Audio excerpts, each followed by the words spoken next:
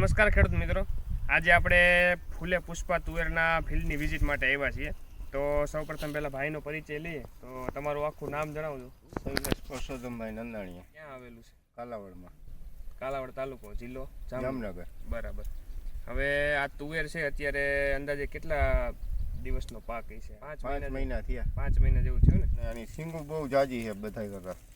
ફાલ ઘાટો છે બીજી તુવેર કરતા, ફાલ ઘાટો છે. અત્યારે તમે આમાં જોઈ શકો આખું ફિલ્ડમાં બધે તમે જ્યાં જુઓ બધે એક સરખો જ પાક છે. અત્યારે પાક ઉપર આવી ગઈ છે,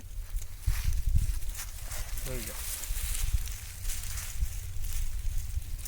ગમે અહીંયા તમે ગમે એ છોડો, આખી ટૂંકમાં તુવેર આમ ઢળી ગઈ છે એકબીજા ઉપર.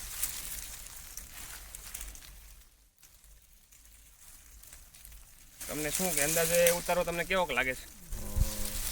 બીજી કેટલી 20 મણ જેવી થાય.